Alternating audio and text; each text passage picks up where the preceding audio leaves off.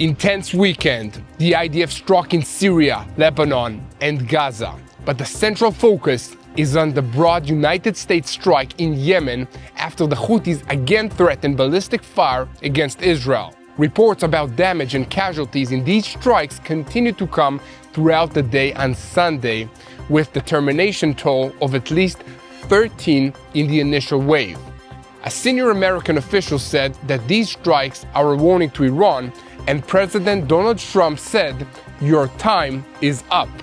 Trump is letting everyone know that he's not afraid of a regional war, but there is also a concern that in the short term, the Houthis might retaliate by firing ballistic missiles at Israel. However, missile launchers and ammunition depots were amongst the targets of the American strikes, together with radar systems, UAVs, and anti-shipping systems.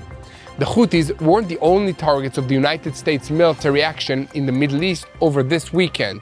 American special forces and other teams also eliminated the second-in-command of ISIS, the terrorist group which never completely disappeared and has been making resurgences in Iraq over the past few months. And in the Gaza Strip, the IDF eliminated a Hamas terrorist cell in Beit Lahia that operated a drone against our forces.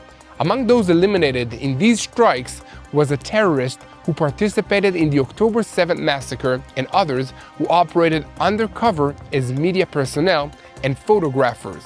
Prime Minister Benjamin Netanyahu convened an emergency cabinet meeting on Saturday evening to discuss developments in hostage release negotiations, as United States envoy Steve Witkoff's efforts have not secured the release of any more hostages.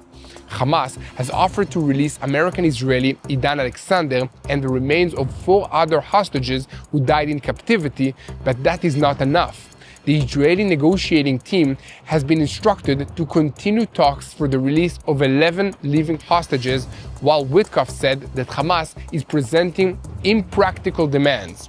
And meanwhile, the Saudi-owned El Arabiya news portal reported that the Trump administration has given the Lebanese government and the National Army an ultimatum to either clear Hezbollah out of southern Lebanon, or Israel will be giving a green light to move in and do it for them.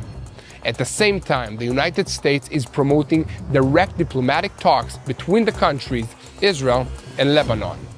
TBN Israel's senior Middle East analyst Mati Shoshani will take us in depth into the details of what is happening in our neighborhood, including a look at the results of the Russia-Iran Sims conference.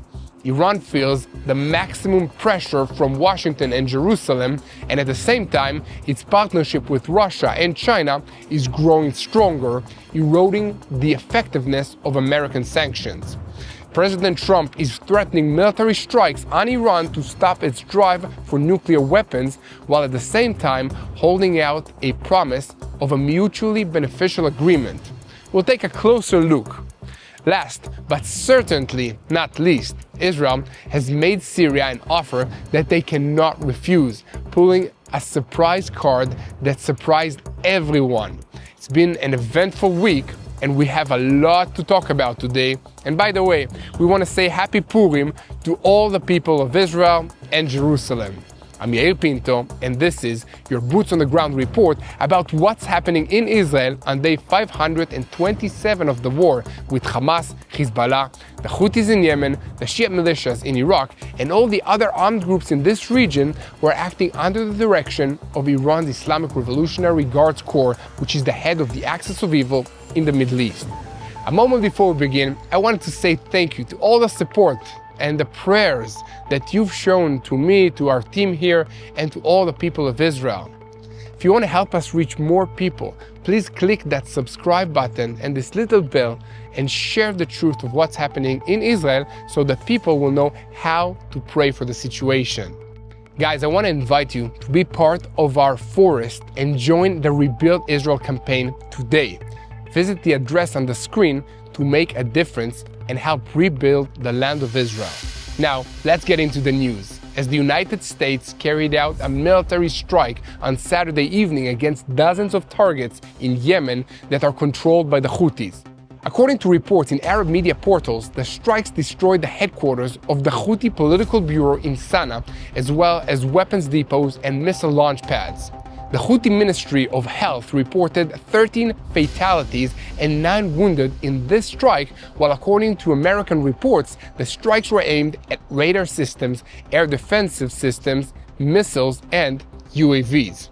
And about 4 hours later, Yemen reported additional United States strikes in the Sada province in northern Yemen, near the border with Saudi Arabia, in the Dakhmar province south of Sana'a, and in the El Bayada province in the center of the country. The tensions with the Houthis escalated following their threats to resume attacks against Israel and Israeli vessels if humanitarian aid is not permitted to enter into the Gaza Strip, while American statements said that the strikes are intended as both a warning to Iran and to reopen shipping routes throughout the Red Sea. President Trump declared that he ordered the attacks on the Houthis because, quote, founded by Iran, these Houthis bullies have fired missiles at American aircrafts and attempted to harm our soldiers and our allies. Their relentless attacks have cost the United States and the global economy billions of dollars and endangers the lives of innocent people. We will not contain the Houthi attacks on American vessels. We will use overwhelming and lethal force until we achieve our goal. And speaking directly to the Houthis, Trump said, "Your time is up, and the attacks must stop today. If not, hell will fall upon you." And meanwhile, the Israeli Air Force is preparing for a possible response from the Houthis, raising the alert levels in air defensive systems. Assessments indicate that the American strikes are expected to continue for several days, with a possible escalation in scope and intensity depending on the militia's response. And against this backdrop, reports have surfaced in Arab media portals and intelligence agencies across the Arab world that the Houthis are attempting to smuggle hydrogen fuel cell components to Yemen directly from Iran. This would provide Houthi fighters with a significant technological leap, as the Houthis' drones could become harder to detect, enabling them to fly longer distances and cause greater damage as they carry out suicide missions. American military sources have promised a strong response if the Houthis attempt to use such drones. Here at TV in Israel, we will continue reporting on every development regarding the Houthis and their threats to attack Israel.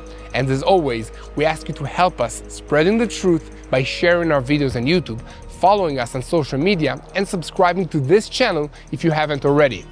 Now, we're shifting our focus to the Gaza Strip, where the IDF attacked a terrorist cell in the Bet Lahia area on Sunday. The terrorists targeted in the attack were a squad of drone operators who were attempting to gather intelligence on IDF positions so they could attack them later, and the squad included a terrorist known to have participated in the October 7th massacre of 2023 against Israelis. And about an hour before this strike took place, the IDF hit a group of the terrorists as they attempted to plant an explosive device near forces operated in the Netzarim corridor in the center of the Gaza Strip.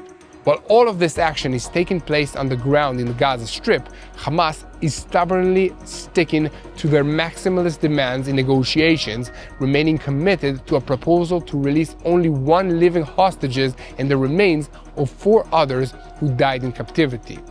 The United States is threatening them with a deadline without specifying what it is, and Israel is meanwhile waiting for Hamas's response to a new old proposal calling for the release of 11 live hostages and the remains of 16 others. Meanwhile, on Sunday evening, Prime Minister Benjamin Netanyahu convened a discussion regarding the crisis in the talks, where he received a briefing from the negotiating team that returned from Doha, Qatar. During the discussion, the possibility of resuming fighting was also raised, among other options. The situation remains highly unstable, and it seems that Hamas is doing everything it can to avoid releasing any more hostages. They are playing a double game, making offers that they know Israel will not be able to accept, while flatly refusing to agree to any offers that Israel or the Americans are suggesting. For instance, on Saturday evening, Hamas announced that it agreed to the mediator's proposal and expressed willingness to release Idan Alexander and the remains of 4 kidnapped persons with dual citizenship. The organization even noted that this agreement constitutes a gesture of goodwill. Netanyahu's office, for its part, stated that Israel accepted the framework proposed by the American envoy Steve Witkoff, while Hamas continues to refuse and wage a psychological war against the families of the hostages. Meanwhile, the White House accused Hamas of presenting unrealistic demands while showing apparent flexibility. At the same time, Hamas has agreed to new demands in exchange for the release of Alexander, but in conversations with the Palestinian newspaper El-Quds, the organization clarified that his release is conditional on the full implementation of the ceasefire agreement by Israel. This is something that they know Jerusalem cannot accept. And senior officials in Jerusalem responded to all this duplicity by declaring that Hamas's game is nearing its end. The mediators, and especially the United States, understand that there will be consequences for all this conduct, and once they happen, Hamas will understand how serious we are. Witkoff also threatened Hamas and set a deadline without specifying what it is, saying that Hamas is thinking that time is on their side. That is not the case. Hamas is fully aware of the deadline, and it should know that we will respond accordingly if that time passes. In the background, of course, is President Donald Trump's threat to allow Israel to resume fighting, but Witkoff said that as long as there are talks, he asks Israel not to resume the fighting. It is apparently a matter of days, not weeks. And accordingly, in Sunday's discussions, the Prime Minister's office, the security establishment, was expected to propose to him several options for more aggressive military operations in the Gaza Strip, but not those involving outright warfare. In other words, Israel is still giving the mediators a chance to reach an agreement that would enable the release of hostages, but in the current situation, there is concern that given Hamas's stubbornness, there will be no choice but to resume the fighting. We cannot state it often enough that Israel is doing its utmost to abide by the rules of war in Gaza, and even carrying out actions that no other Western army would consider in order to minimize the number of uninvolved civilians. And all of this is done in an environment of combat of unpredicted complexity. Guys, here at TV in Israel, we will continue to report on all these developments, and as always, we ask you to help us by sharing our videos on YouTube, following us on social media, and above all, make sure to click on that subscribe button if you haven't already. The people of Israel have been through so much, but we've also seen incredible strength, families rebuilding, communities standing together, and a nation pushing forward. I saw this resilience firsthand during my reserve service. So many soldiers left their jobs and families behind, stepping up for months at a time. Balancing service, work, and home life takes unimaginable strength. For me, daily prayer kept me going, but I also needed energy and focus to keep me going. One thing that really helped me was Vinya. This is an Israeli supplement made from red grape cells. It naturally boosts blood flow to the heart, the brain, and muscles, keeping you sharp, strong, and ready for any challenge. And it's not just capsules. You can enjoy Vinya as coffee or tea for a fresh, healthy start to your day. I relied on it during my service, and I still use it today.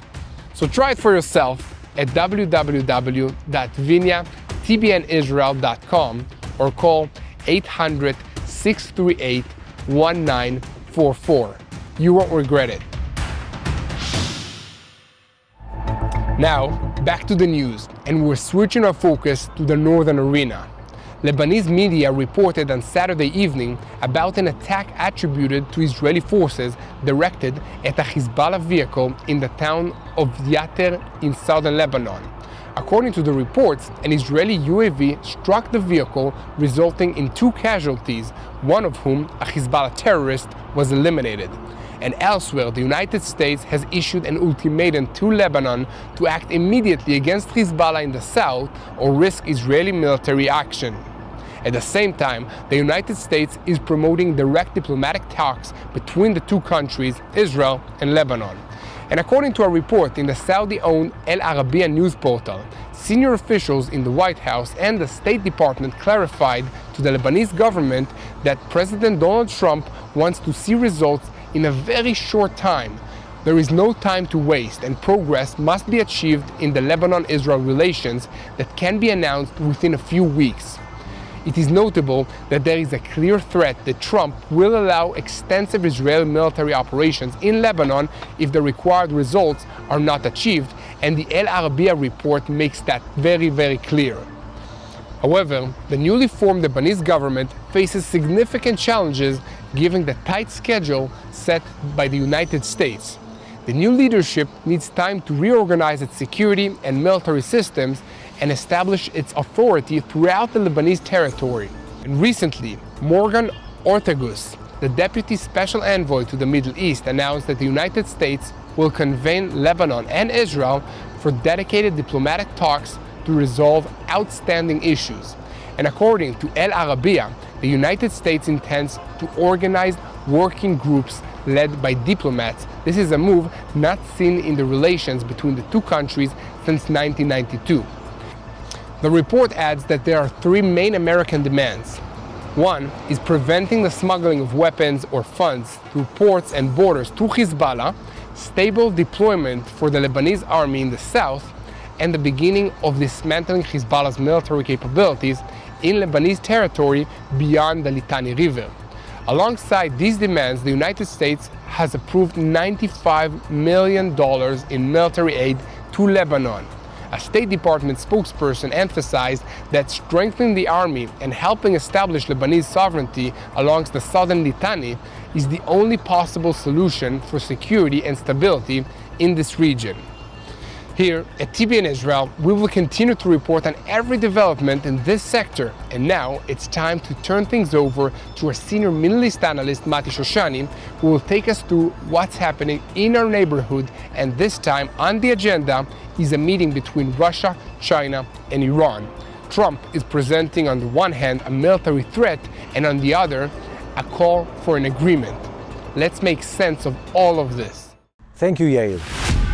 If you have the sense that something is off with the news that's coming out of the Middle East, that the headlines are repetitive the last couple of weeks, well, you're exactly correct. We're right now in this very bizarre position where things have been sort of in this sticky situation where the US, Russia agenda, the Saudis, the Iranians, Israel, Hamas, nothing has really been moving for several weeks in this region. For several weeks now, the Trump administration has been pushing on the Iranians, and they've been pushing with one of two agendas. One agenda is, we're going for a full military strike. That's something that they've discussed publicly, that engages also the Israeli, specifically Air Force or Defense Forces, in combating the Iranian push for a nuclear bomb. But then there's a whole nother side of things that is also unique. The American government has been working hand in hand with the Russians to pressure the Iranians. The Trump administration has actually said, we'd rather have an agreement than a military option, but the military option is also on the table. So it's a very interesting tactic here in the negotiation where the Americans are pushing for an agreement. They're involving also the Russians in that, and then in a greater scheme of things, saying that yes, there is another option on the table. There's a lot of moving parts in the Middle East right now. When you take into account the fact that we have Hamas that is needing another round of agreements or another ceasefire season between Israel and them. You talk about Hezbollah, where it's a story that is not fully finished. You talk about the fact, or think about the fact that the Iranians, through their Houthi proxies, are still engaged in proxy warfare in the Middle East. We're still in a place where there are a lot of plates that are spinning, and the US administration trying to reshape politics and geopolitics in this region needs to put an end to some of these issues before it can move on to take care of the next. Something worth noting is the fact that the US is not shy about using power. Just the other night, we used power against Houthi rebels in the Middle East, coming out of Yemen, of course, and an official statement was made by the American government saying, hey guys, if you think you can continue to destabilize, we're going to show you that we're not okay with that. But here's another really interesting piece. China. The US is not only dealing with the Iranian issue and trying to rebuild and reshuffle power balances here in the Middle East, it's also trying to reshape the next big conflict which is US relations, Chinese in the South China Sea, and specifically with a topic called Taiwan. And that's where things get incredibly interesting. The US, together with Russia, is trying to reshape their relationship with the Chinese. And at the same time, the Chinese, the Russians, the Iranians are having their own powwow sessions in Beijing over this last week, talking about how they resist the American pressure or the American axis of pressure on them. So this is happening at the same time. The Russians are playing a very interesting game here.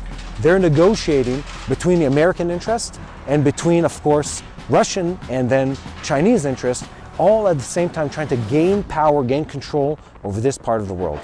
And that's really the story of the Middle East. There is no situation where it's in black and white conversation. There's always multiple facets taking place at the same time. Israel is in a unique place right now. We're waiting on an agreement to take place here. The reason we're waiting on an agreement is because we don't have another round of ceasefire and hostage exchange with the Hamas terrorists. What we have right now is sort of a phase 1.something, 1.2, 1.3, where we're discussing a release of hostages, but it never really takes us to the place where we're supposed to be, which is ending the conflict altogether with Hamas and exchanging all the hostages. This is the topic that never leaves the discussion table in Israel, especially when it comes to the public forum of public pressure on the government to release those hostages. So that's a big topic: hostages, Hamas, Israel. There's another one. How do we stabilize Syria and what's been going on there? How do we stabilize Lebanon and the Hezbollah agenda within Lebanon that's being pushed back by international aid that's trying to raise another government that is an alternative to them? So again, a lot of moving pieces in this region, and none of it is enough to really end this situation all at once.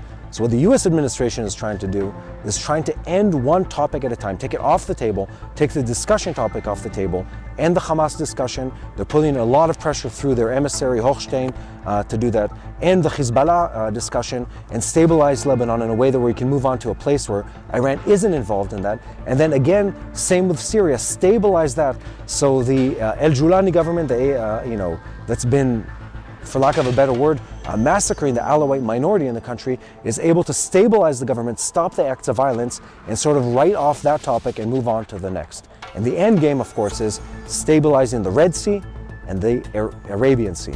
That means stabilizing relationships with Iran, the Saudis, and everything that happens with trade in this region. And the way to get to that is or an agreement, or maximum military pressure on the Iranians, or both at the same time. And Russia is a pivotal piece in that entire relationship. All in all, my prayer, my effort is, my hope is for our government, the US government, and others in this region, is that what we're able to do is eliminate Iranian aggression, is to push them back and stop their financial machine that spreads terrorism throughout this region. 2, to strengthen ties between the US, the Saudis, and Israel. 3, to end the relationship or this conflict phase with Hamas and exchange the hostages. And the last part is, for the US government, there's a need to pray and think about how they change the situation where the Russians are now a force of good in this region rather than part of the destabilizing forces. There is a lot of work at hand. There's a lot of tricky and moving pieces, and it takes an incredible amount of wisdom and long-term planning to be able to see this into the next phase that will bring stability and good news to the people of this region. And God only knows that's what everyone here deserves. The people of Israel deserve it, the people of Gaza deserve it, the people of Lebanon, Syria, Iran, and every other country deserve the forces of radical Islam to be pushed back and the forces of stability, trade, cooperation, and peace to be the ones that take over the public discourse. That's it for now. Back to Yair Pinto. Thank you, Mati Shoshani, for sorting out this mess for all of us here. And a moment before we move on to the news from our border with Syria, I'll ask you once again to help us spread the truth by sharing our videos on YouTube, following us on social media, and most importantly, don't forget to press that subscribe button so that you stay tuned to the truth in real time and never miss another episode of Boots on the Ground. On Saturday, just before 2 p.m., Israel's Air Force attacked a terrorist headquarters of the Palestinian Islamic Jihad organization in the Damascus area, from which the organization's terror operations were planned and managed. This strike was just one component of the many moving parts in Syria, where the struggle for control is intensifying. According to reports in Arab media portals, Israel is pressuring the United States to ensure a weak and fragmented Syria, while Washington prefers a regional stability and supports understandings between Damascus, the Kurds, and the Druze. Beyond the conflicts in the Syrian coastal region are regional and international forces with conflicting interests, as revealed by extensive reports published by the Lebanese website El Mudun. And these reports uncover the complex geopolitical struggle unfolding in Syria, with Israel, the United States, Iran, Turkey, and other players competing to shape the country's future. It appears that Iran has also taken an active and decisive role in the conflict after discovering that Washington is promoting negotiations aimed at achieving understandings between Damascus and the Kurds, initiating confrontation to disrupt any possibility of reconciliation in Syria. And senior officials in Damascus, according to the Lebanese site, believe that the key to resolving the Syrian crisis lies in evolving relations between Washington and Tehran, whether they lead to escalation or to new understandings.